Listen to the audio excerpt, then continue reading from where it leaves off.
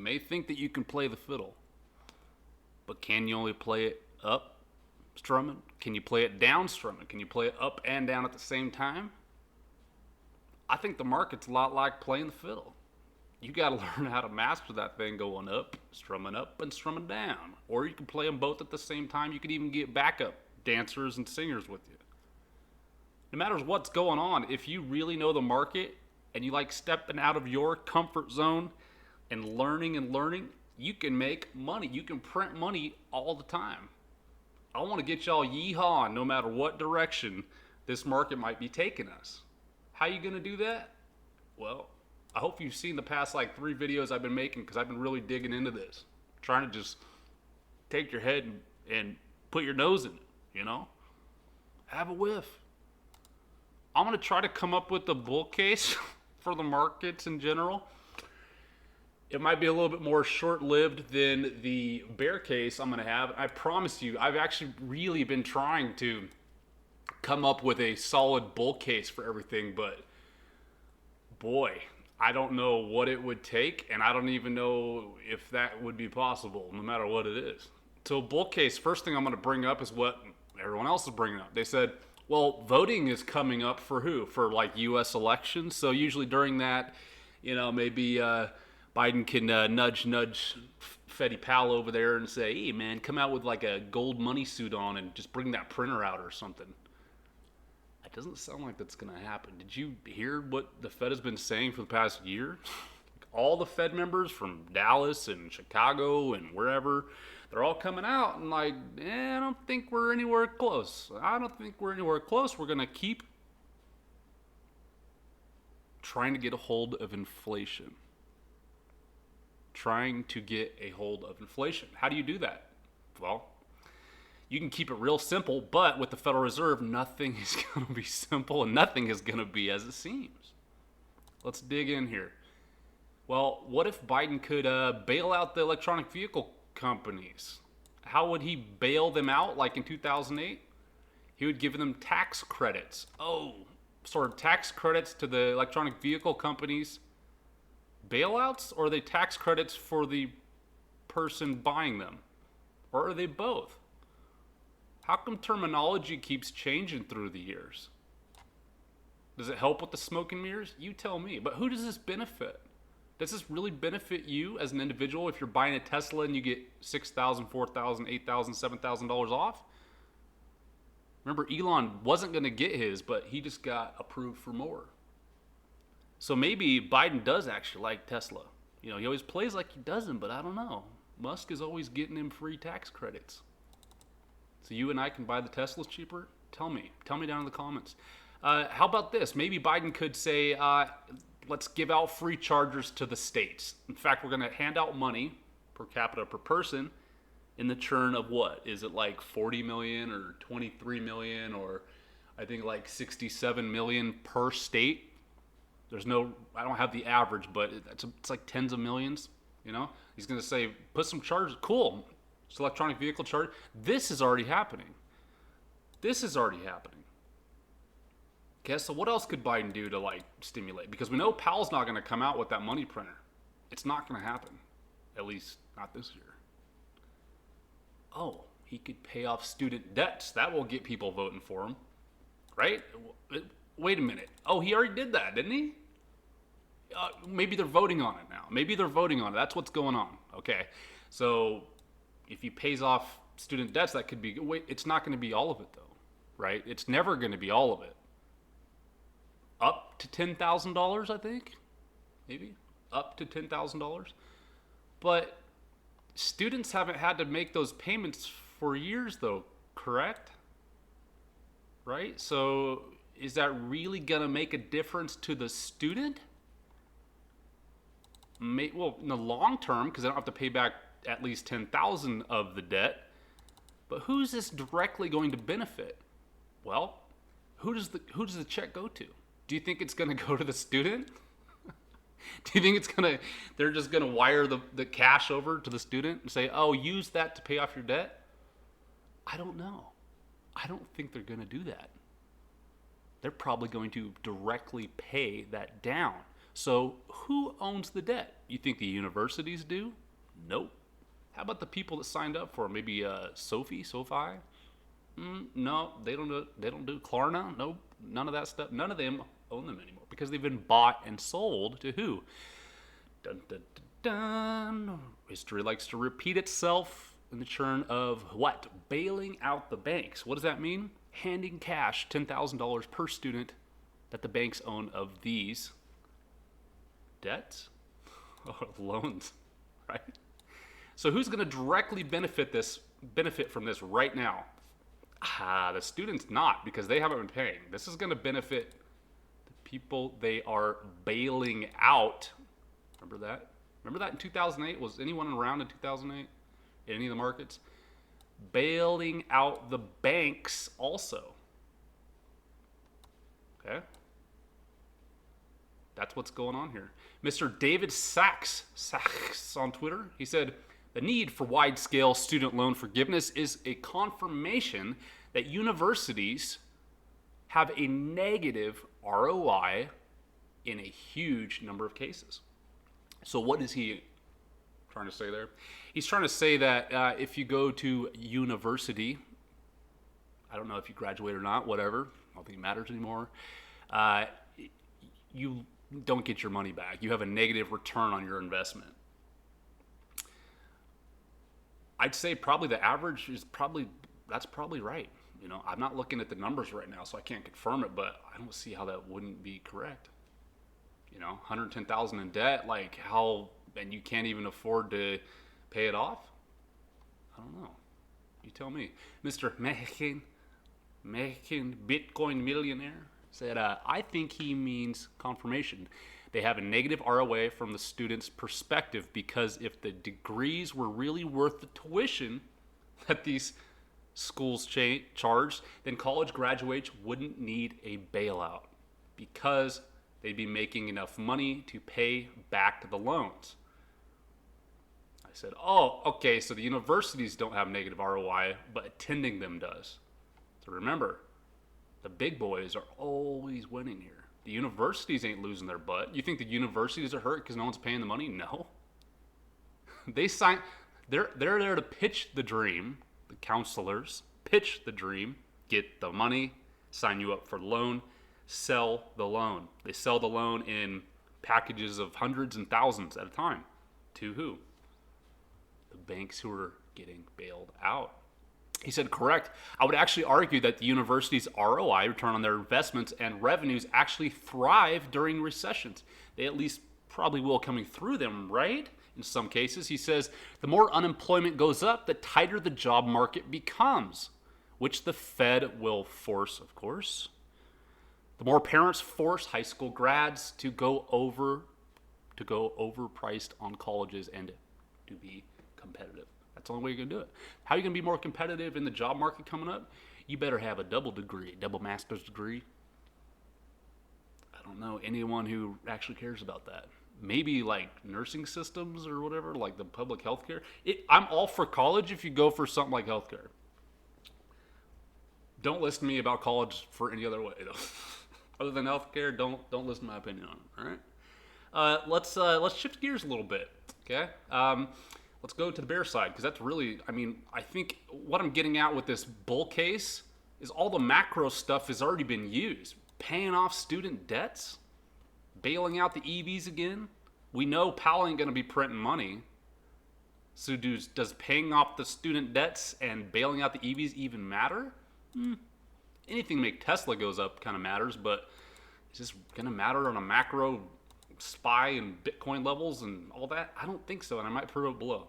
Okay, getting into the bear case. So, past couple videos, we're definitely going over the VIX. If you haven't watched my past couple ones, go watch them. Lots of information. This is from investing.com. What are they showing? This is their projections on the VIX. People shaking in their boots when they get them snakes up in their boots. The VIX goes up. SPY goes down. VIX usually goes up. Okay. So their projection, they're saying minimum 29 to 30 bucks. Okay, it's going to keep going up. So if you were with us, you're already making money right now. You're printing money, right? SPY going down, VIX go up. We betting on that. We put a bet on it, and we print money. They said they can go up to, maybe UVIX target of 15. So we're saying maybe 32, maybe 35 of VIX on this current rally. Go over that here more in a second. I want to show you that when the Fed comes out, and they've been saying this for 6 months, 8 months, wow, 8 months, 9 months now. They're talking about quantitative tightening, right? Tightening of financial policies and lending standards is what they don't talk about. Banks tighten lending standards, harder for Joe and Jane to get loans. But the Fed talks how they're going to be tightening. What does that mean? Pulling liquidity, cash, out of markets in all ways possible. We're talking stock stuff, maybe yield interest rates, so you can't make as big a rates on bondy stuff and weird stuff like that. What about mortgages? Like you're trying to buy a house? Remember how they've been really low, and that's the actual reason the house price has been skyrocketing? They just kept lowering the interest rate, the mortgage rate. A lot of that has to do with the Fed buying what's called a mortgage-backed security. Essentially, all that does is just lower the interest rate, which jacks the prices up. Remember, we've been talking about that for a long time too. Okay? They're supposed to get rid of about $450 to $500 billion worth of liquidity out of all generalized markets by the end of this year. How much of that have they actually pulled out so far? 25% or less. So they're going to tighten, pull back another 75% out of this 450. What does that mean? Liquidity and stuff is being pulled out of the market. So mortgage rates are probably going to go up. Maybe stocks might go down. Maybe the banks that they wash and push the money through and hand the money to will be forced to sell some of their stocks too. Okay.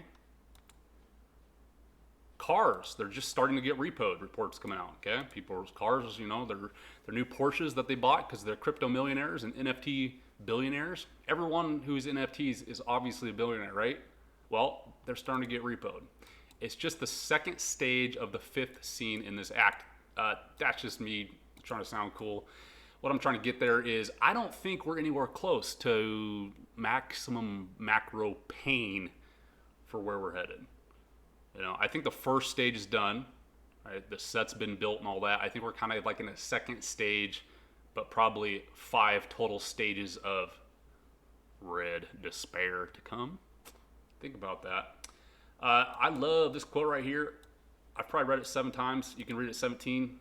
Really zoom out when you think about it. But how about this? Prices will need to stay high. Prices need to stay high to drive sufficient demand. Destruction. Does that make any sense to you? Prices need to stay high. If prices stay high on what? Oil and gas. So let's just talk oil and gas. If prices stay high on oil and gas, will that remove demand destruction, or will it drive demand destruction? So what does that mean? That's kind of like what we've been talking about, how like when the Fed talks about quantitative tightening and everything's getting bad, and people are all over Twitter and everything are like, oh, see, the Fed's pulling out so much money. That's why the stock market's going down. That's what's going on. No, it's the great illusion. They've hardly pulled out any. They've got like $8.7 trillion of money sitting out there in markets and all that, right? They've only pulled out 115 or 25 billion of that, which is nothing. It's like they've only pulled out like 1.5% total. So all that stage that they set up by doing all this scare stuff, that's from banks and retail, right? It's hardly, some of it is from them, okay? But it's just this great illusion. Just like this quote, prices will need to stay high to drive sufficient demand destruction. People are not, we talked about this too, people are not driving their boats as much because why? Oil price, gas price too high. I refuse I refuse to buy gas at that price. That is going to drive sufficient demand destruction? Yes. Why? People aren't going to use it. They don't want to pay the high prices. It's that simple. We talked about this already, but the mortgage-backed securities for mortgages are just starting to taper. So what does that mean? They're finally getting rid of some mortgage-backed securities very lightly. So the mortgage rates are starting to go up. They went up 8 point something % last week. I really almost feel bad for Joe and Jane that are just buying houses right now. So I hope a lot of them are now denied for the house they're trying to get, because that probably means they're overextended anyway. You know, so they get the call from their mortgage guy, and they're like, well, can't get that house now. Now I've got to go $50,000 less of a house. And he says, but Jane will kill me. Well, gonna have to figure it out. She's gonna have to learn how to homeschool or something. I don't know. Get in that good school district. You let me know. This is like the chart of all charts. Fed balance sheet. This is what I was just explaining. Trillions, billions of dollars here, in billions, okay? So this is how much money they had in 2020. 2020 is this big one here, this blue one, right? Tons and tons of money. They tapered it down last year. This year, they're supposed to do, remember, about 450 to 500, but we've only done 25% of it. So we still have 75% of this to be removed from the market, which should make the interest rates for mortgages still go up and should remove liquidity from bank play money. All right. So that might sound like a lot of money, but it's not a crazy amount, right? It's not trillions yet, but don't worry. Next year, we're going to hit that $1 trillion pull. Okay? So this year, we still have 350,000-ish, 350 billion to pull out. Next year, they're going to pull out $1 trillion. The following year, 2014 here, this is 2013, this is 2014, they're going to pull out just less than $1 trillion, maybe 900 billion out of the markets.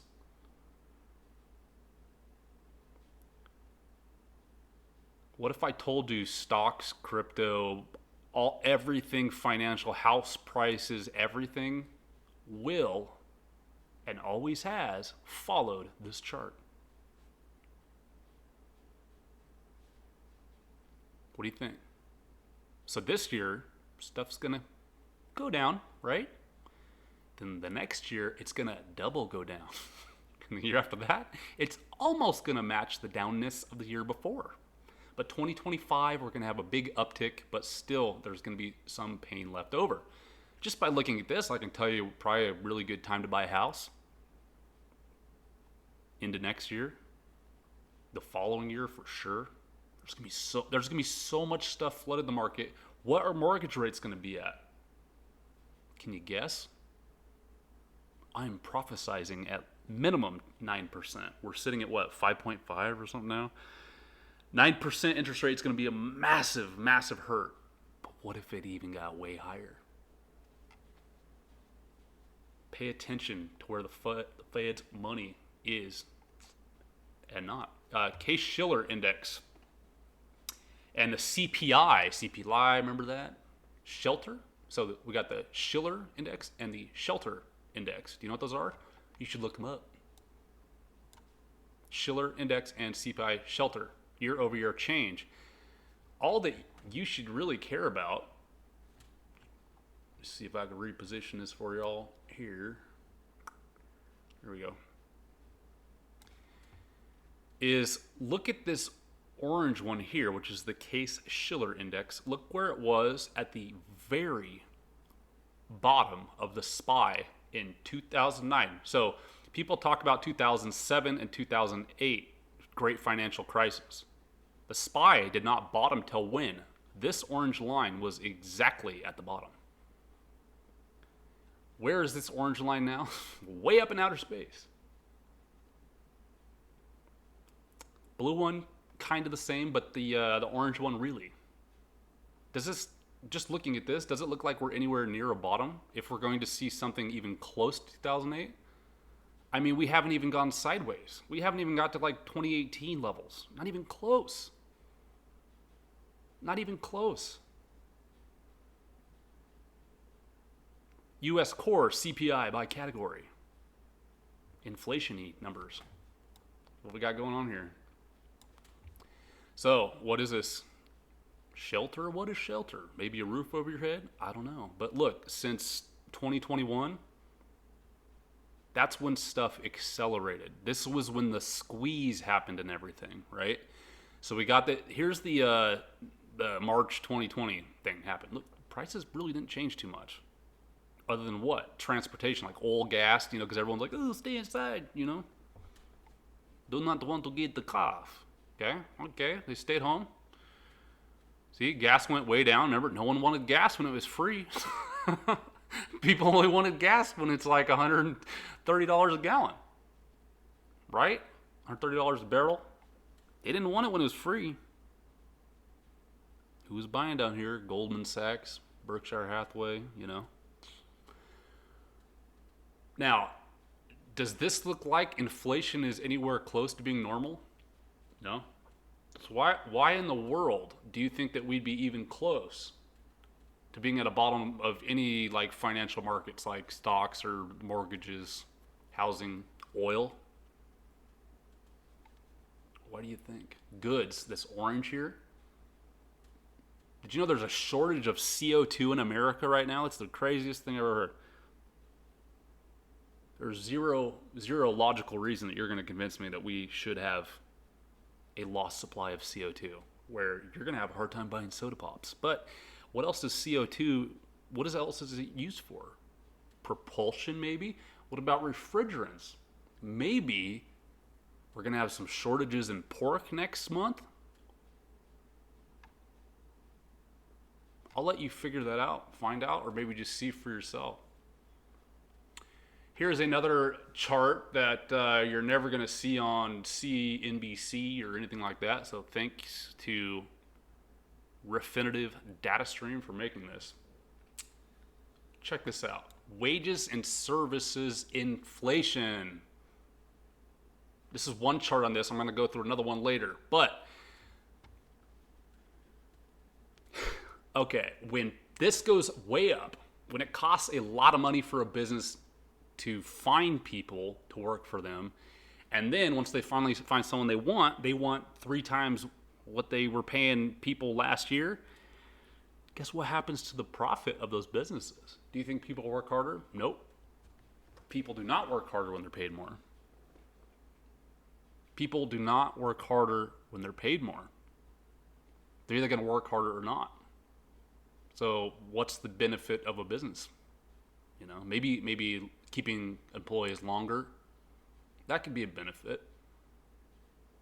People are going to work hard or not. So productivity won't go up, but the ROI will go way down for businesses. Look what happened here with this orange one, the service CPI. When did this bottom? At the exact time the SPY did in when? 2009. The same as that chart above. Does this look anywhere close? or does this look like completely the opposite way of recovery? Do you think this is close to recovery? Way up here at 7, and in 2008 we were at negative territory, under 1. We're not even in the 3s. We're like, you know, even or just maybe consolidating. Nothing. We're just straight skyrocketing. Do you think this number is going to keep going up? Why wouldn't it? Why won't this keep going up? Maybe like private truck driving companies stop drug testing and are just accepting anybody who can make a mirror fog up? Maybe. But, you know, what everyone's saying is that, whatever, everyone's a bear right now, man. Everybody is a bear, y'all. I don't know about that. That's what people are saying on Twitter, you know, because that's just what's happening on Twitter. Where's the flow? Where's the real money? What's the big money doing? Well, private clients?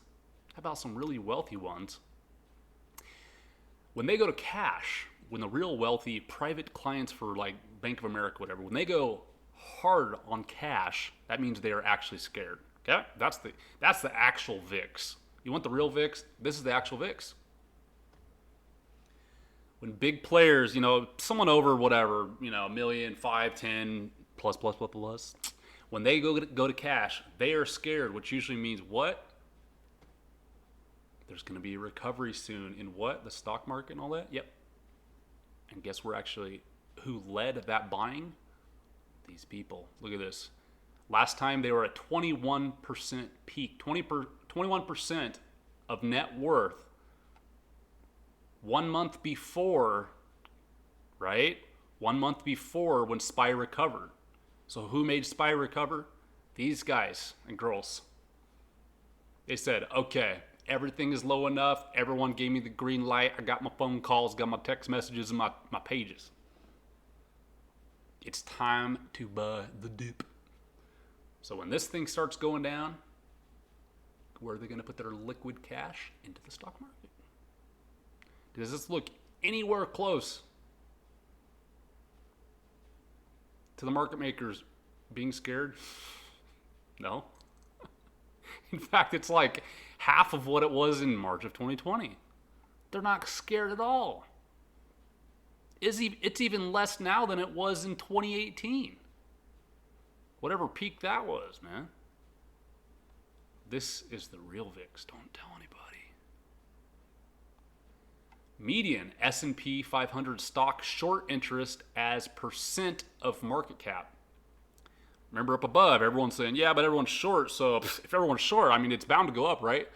Well, show them this. Okay? People are not majority short whatsoever. Look. Even look back in like 2016. It's almost double the amount of shorts. Yes, shorts are up slightly, but again, we're not close to nothing here, y'all.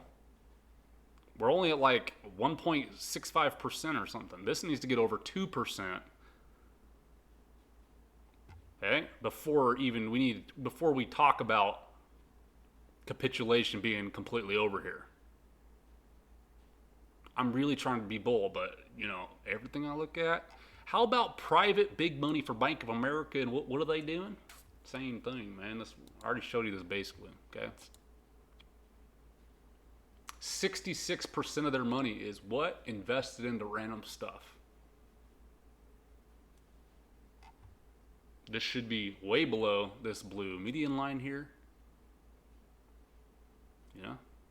We're blown out. People are not scared. So that's all real scary charts is what I think. They're all real scary charts. They might be scary, but again, not if you're short. Now, do you actually have to like short stuff? No. Remember, we show you exactly, you don't know how to short nothing. You literally just buy a couple tickers and chill. I'm going to show you right now how to buy a couple tickers and chill. Forget all the nonsense. Turn the news off. Don't listen to nobody. All right? Bust out your calculator. Okay? This is a beauty. We've shown this one, but this is an update of it. What is this showing? Puts and calls. So like when this thing goes up, people are what? Buying puts? I don't know. SPY's above here in the orange. Put call ratios. What is this actually showing? This is showing here that people go long at the wrong time. All right, they were buying puts when? At the very bottom peak we had here in June, like June 15th or whatever. Look at this spike in puts. People didn't go long here. They were buying puts. Look where we're at now, though. Still not that high at all. Okay? But again, look at this peak we just had like last week. Hopefully you guys shorted that with us. Remember that peak? Guess what? No shorts. Most people were not short until what? It's too late. See what we always talk about? By the time other people get in, we're already up over 50%. We are already up over 50% in a week, y'all. You better be beating these headphones. This lady's cool, y'all. Dragonfly Trading is her YouTube. She's smart, and she's really good at what's called Elliott wave theory. Like, you can measure this stuff out. It's in the algorithms. It works. This is her projection on the S&P 500. I mean, there's like 3 different ways it can go. You know, there still is some bull case, but they're weird, and this one makes the most sense. She seems pretty unbiased to me, and this is basically what I'm looking at here. You know, I think we're going to have some more red, you know, maybe pop down in futures, which I think they just did. You know, maybe hit around 4,000-ish or whatever. 400 SPY, 4,000, 4,100, somewhere around there. And then we're going to get what? Well, first of all, we're going to sell. I'm going to sell another portion of my bears and set them free. So what? I can buy more up here. So that's a compound, right? So we were buying the bears all through here. We're up over 50% here. And then we're going to sell into this profit. Pull green. We talked about pulling green. Wait till we get up into this box up over here, which is what? Just pulled from liquidity over here. VWAP, pulled from VWAP. Remember that? We can add that to the chart over here. Same thing. That's where we're probably going to go because there's going to be lots of buyers and sellers here. And then what? Once we hit towards the peak here, everyone is then what? Going to go long, and then we're going to go short again. So we buy more bears here. And then what? Then we get another big flush. I think that's what's going to happen. I think she's completely correct. And now we are moving on to more banjo playing. No, we're not going to do that. How about this? Maximum pain. Remember we talked about this? So monthly in contracts of next month on the 19th, SPY is at 418. Just kind of keep an eye on this. I don't really usually watch it weekly that much. Only like bull markets, this is way more accurate. I think the 2nd is Friday, right? Friday is, yeah, so this coming Friday, max pain is at 419. So this will kind of hurt the most amount of people. Most blood will be shed if it gets to 419. We're at 403.86 right now on SPY. So what do you think it's going to end the week closest to? Probably around, you know, at least up. Maybe divide it in half. So if it's a 403, think that it might go to like 410. Bet that way, you know. Don't go betting that. Nah, this is max pain 419. I'm gonna bet it's gonna go to 500. No, don't do that. Be conservative. Hit the base hits. Win the game. Danielle DiMartino Booth says, leaving this here with one simple question. Is this Bank of America something labs chart good or bad news? Think hard before you reply. Here's the test, y'all. What does this mean to you? Put it down in the comments. After everything we just went over, what are we looking at here? The average salary of job postings. Does that sound familiar? The average salary of job postings has increased strongly over the past few months. And she asked, is this good or bad news? If businesses have to pay way more money to people, what's going to happen? Do you think people are going to work harder? I don't know about that. This is the typical you're going to find on the interwebs. Price theory says, good. Wages are way behind prices. They need to catch up. In a perfect utopia world, that sounds great, but it never works. The only society I can think of that was closest to that was Libya, where you get paid to do everything, including going to school, having kids, becoming 16. Doesn't work out too well. Long term, not short term, inflation needs to come down first. That might, I don't know. I would love it if everyone could get paid, 10x what they're getting paid, but that's just not It's not going to happen unless you decide to do something about it. Okay? There are ways for you to 10x what you're making now. Let's be honest, you probably know at least 2 of them. Why don't you do them? That's my question. Maui Boy says, in general, bad. Okay. Cost of labor going up is obviously inflationary. It contributes to the inflationary loop spiraling upward. Contributes to the Fed having to raise rates higher to combat inflation, which eventually slows down the economy, necessitating layoffs. Yin and yang, y'all. Look at this beautiful chart. So this is a killer chart. It's like one I already showed you, but better. It's the same thing. You know, people are like, stop comparing from other recessions to now, because this recession is not a recession. It's nothing. Right now is nothing. Okay.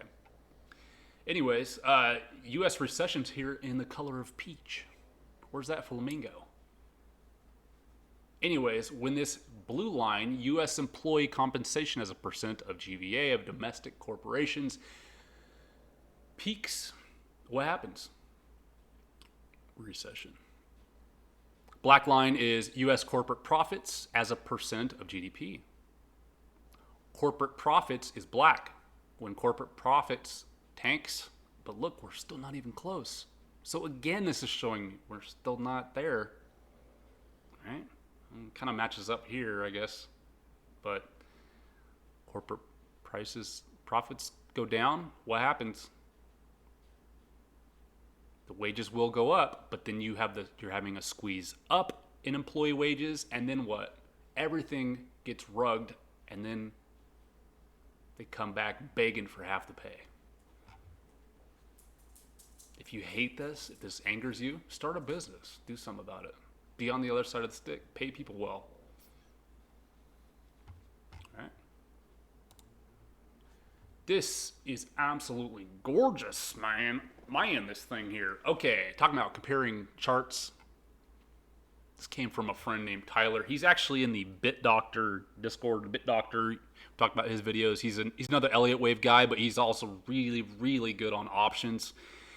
Intraday to like weekly swing stuff. But this Tyler dude's in there. He's smart dude. He's good and spends a ton of time doing this. And he found the best correlated chart he could find was, get this, from 1975. You could tell he was hunting for this. A lot of work. From Japan. Basically the same economic stuff was rendering and going, right? You had the inflation and the yada yada and the quantitative tightening supposedly happening. Long story short, he's showing that if we're close to inflation rate peaking here, everything lines up. Everything lines up to what? Blow this up for you here. So the blue lines here is what he copied and pasted from the Japan. And so far it's following it. They look darn similar here. He's even got fibs pulled for you, but long story short, you know, we're going to get a bounce here, which is, again, exactly what we're thinking. Plan is for me to sell some of those bears, set them free like 30 minutes after the bell. It's always what I do. 30 minutes after the bell, either enter or exit. I'm going to be selling the bears because I think we're going to get a pop-up. And then towards the end of the week, I'm going to start scaling into bull stuff, because I think we're going to get like a week rally, 2-week rally or whatever. And then we're going to get another rug. But remember, I'm getting back into more bears. I'm going to keep some bears because you never know. Whatever could happen, could happen. But I am compounding here. This is how I compound. And then I'm just, if we get this 40% total market value loss, with all the numbers I just showed you, does this seem out of the question? Another 40% down. We're only down, 15% or something now? Something like that. Another 40% down. Now remember, there's lots of stocks in the IWM and SPY and all that are like 85, 95% off of all-time highs. So why wouldn't the SPY go down a total of 55%? Or maybe 40% from top. We'll measure it here in a second. But, I mean, that kind of makes sense to me. there will be a time, dude, where people are just can't afford to buy the new iPhone that comes out. You know, what's going to happen to Ricky when you tell him, dude, you just can't afford to buy every new iPhone that comes out for $1,500? You tell me. All right, let's look at Bitcoin here. How's it getting played? The same as everything else. Of course, right? So what do we have? You know, we're sitting under 20,000 as a retail optics gap down in here. So, you know, we can throw this gap right at, where are we at? 20,335 down to 19,910. Do I think we'll get into this soon? I think probably this week. I think we will fill this gap probably this week. You see down here the bears out of honey. Whenever you see these big old long red candles, I usually buy bull into them. You know, so if we get a daily, like we're on the 12-hour here. Let's see here. 12-hour time frame. So that's going to hold more weight than if like we were in like a 5-minute time frame, right? So you want to start macro, zoomed out daily or 12-hour, and then zoom in from there to help your thesis out. But start macro. If you see a big old red volumizer like that, like this one, imagine if you bought this big old volumizer right here. That's a lot of percent in there, right?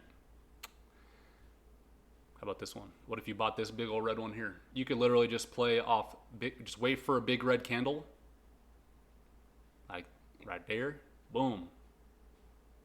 Another 30% on your money, 25, 20% on your money. Come on now.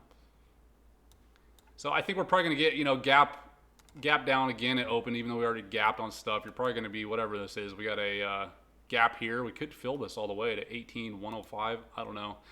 You know, maybe come up and hit this by the end of the next week and kind of choppy, you know, whatever. Who knows? But long story short, I think we're going to end up down. Maybe not that far down. Wow, that was all the way to 10. That'd be cool. I'm going to really be, like, I'm still in some spot here. I'm just grandpaing it. But once we get to, like, you know, below, like, 16,000, I'll be buying quite a bit of spot and alts and all that. You know, and then from there, maybe 13, I'll buy a little bit more, maybe 10 a little bit more, and then I don't know if we'll get that low. But, you know, 15, 16, I'll be loading spot and just holding. Just loading the spot and holding there. So let's take a look at ESQ. That's the SPY. Okay, looking at the SPY here. All right, so same exact thing as the chart we just looked at, right? Gap down. It's S&P 500. We'll probably fill this week. All right, this is the death octopus up here. Imagine knowing where that top was going to be back over here. Pretty crazy, huh? You should join our Discord, y'all. Do it. If you want to make some more money, we're there for you. Where are we going to drip to now? I don't know. People are saying, you know, around, you know, we got the retail optic thing at like 4,000. Yeah, so we're almost at 4,000. I don't even really see much support there, though, you know, coming back from over here. It could come down to this 39.50-ish area. So it could take till like Monday or Tuesday to, like, you know, bottom and then come and fill this for a blow off toppy, you know, or what, a fake out, bull fake out into not next week, but the following. So second week of September, you know, then kind of chop here and then ruggy poo. We got some moons coming up though. Moons matter. When these ones come out, them gray ones, usually goes down. When the white ones come out, usually goes up. I think we got one like the 13th, which would be around here, you know. So we could like do something like this. Come back and test this neckline of this. This is a shoulder pad, head, shoulder. And then you got what's called like a neckline here where it was hit for support. Might come back and test that. Plus, look at that. Of course, you got VWAP, the biggest amount of volume and stuff going on at that same level, 41.23. You know, so the new moon could kick this up for a couple days, maybe blow off it. But again, I'm macro short. But you never know. I'd say if you had to put a number on, I'd say I'm 85% macro short. All right, that's what I think is going to happen. People wanted me to take a look at more of these ETFs that I'm playing with here. The main ones you need to take a look at, the easiest one to play, if you don't like much movement and all that, okay, like right here, SPXS, which is the bear 3x of SPY. So if SPY goes down, you make money. 3x the performance. So if SPY goes down 1%, you make 3%-ish. Then it's brother from another mother. SPXL does the exact opposite. Look at up and down, up and down. Yeah.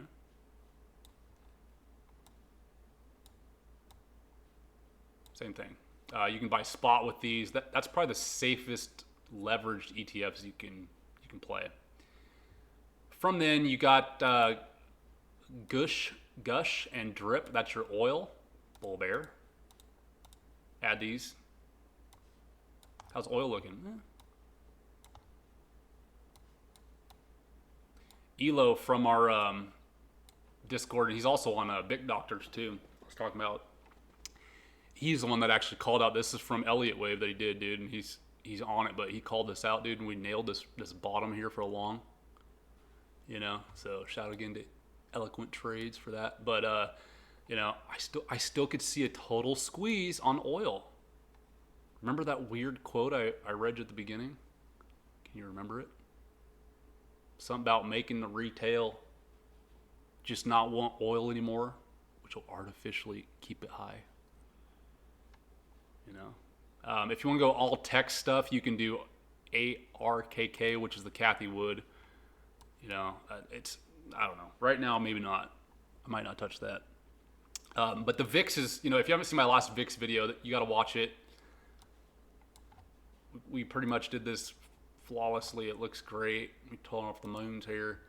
But by the, you know, this is the volatility thing you can look at daily, right? We had a 17% run on Friday.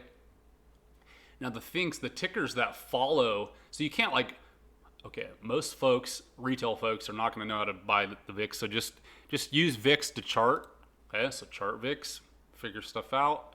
We saw this line, we knew this, pulled the fib, blah blah blah. Okay, we were like, all right, man, we're like close at the bottom. Let's go ahead and scale in. How do you scale in? Right here. These are the ones you buy.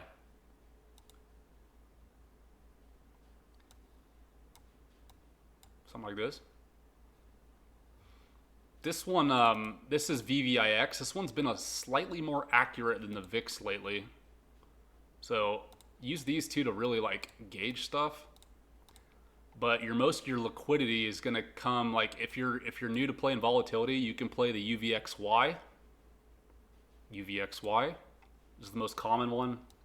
You're not, you know, you're always going to have an way to exit and enter because there's so much volume, so much money in this thing. And again, look at this. We literally have had this buy-in for months. Does that blow your mind? It should. It blows my mind that it worked out. Radical. Safest one, you know, just boom. You can actually do, if you want to get calls on this, because these are leveraged, all right? But you can still get calls on these, which gives you more risk. But remember, if you're doing calls on, especially like something like this, watch it like a hawk and buy it safe. Don't be buying something crazy, $100 up or something, you know? VIX goes up, this goes up. VIX goes up, this goes up. This is UVIX. Roughly 11.68% or X of SPY. SPY goes up 1%. This will go up 11.68%. Huge. This is the best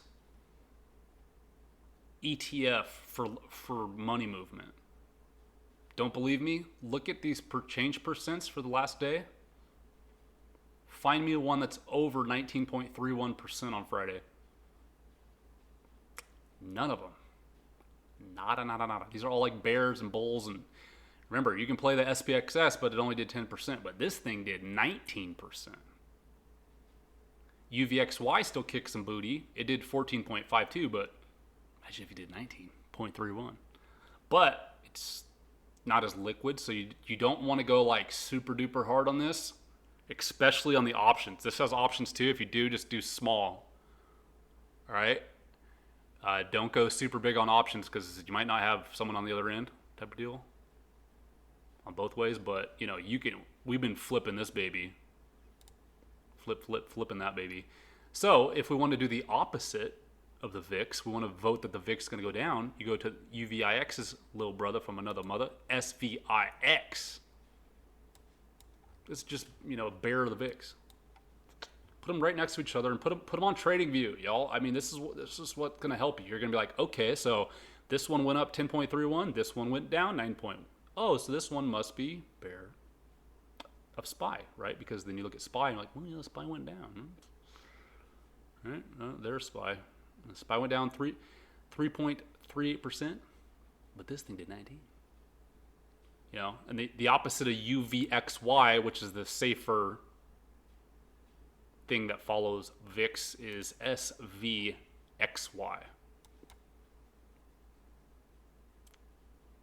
Right? You can also do these here. I don't really like playing these, man, but this is the semiconductors. These things rip though. SOXL and SOXS, they rip 17%. The reason I don't like them is because it's not broad enough. It's just semiconductors. So, like, if more drama happens, for instance, in like the whole Japan thing and China thing, if something hits over there, this is not going to do very well at all. No matter what, like, and well, unless you're on the right side of the stick, right? But I don't know. There's just more risk in these, but you know, risk to reward. If I was going to play something like this, I would just do tech, which is QQQ. So I would do like SQQ or TQQQ, which is 3x the Q. So 3x all technologies. Looks like we knew where this was going too. SQQQ. Another great multiplier that I really like, though, call it like third best multiplier, is usually TINA, TNA, and TZA, TZA. Now these are small caps. Look at that. All right. How close were we there? Boom. A couple bucks off. Good thing we scale in and scale out, right? Don't try to be the hero jumping in or be the hero jumping out. Just drip in with confidence. More closer you get to targets. In and out. TISA. This goes up when small caps, smaller businesses go down. So the daddy of this is a ticker called IWM. IWM or the Russell. You heard of the Russell? So IWM, Russell, same thing. This is just like a leverage version of it. How much leverage? 3x. See it in the background? So this is the bear for small caps. This thing rips. This is what I've been trading, honestly, the past couple months. I've been in and out of TNA and TZA. Because you can play it, dude. Just stare at the chart, man. Take an hour and like poke around, find some holes. When you find some holes, you know, put a box in it. Put the box in it. Be like, we're going to fill that hole someday. I promise you that. And, oh, we're going to fill that hole too. Boom, promise you that. Look at this hole. Oh, promise you that. We'll fill that one. Wait for another hole and then bet towards the hole. How hard is that? You can make a killing literally just flipping TINA, TISA, UVIX, SVIX, UVXY. It's not hard, folks. Just like start staring at those 4 or 5 charts, you know. If you want to short the housing market, DRV.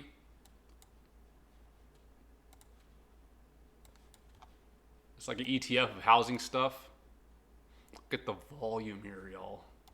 Crazy volume. This is just this year. Here's January. Look at that volume, just been solid. Even though Here's a perfect example. Like, price action hasn't been too crazy, right? It's only gone like, you know, oh, I guess it's 30%. 30%. You know, up and down a couple times, but I mean, look at that volume. That's what you want to see. When you see all that volume, though, and then it's like, we're going to call this consolidating. And then we call this out for our Patreon, Discord homies. A buy here. We bought it here. 35. Boom. Friday hit 42, 48, whatever. But again, you can buy calls and puts on this beast, y'all. So if this goes up 20%, you know, calls or whatever, I don't know, I think we're multiplying or at least 50% up, at least 2x-ish, you know, it just depends on what you get, obviously. But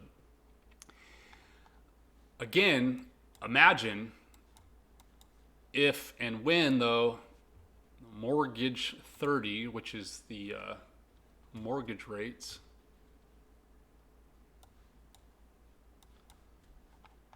zoom out. Imagine if these go up to where they were before. I don't think 9% is too crazy. This is my target here, which means I'll probably start selling, you know, in the mid 8s.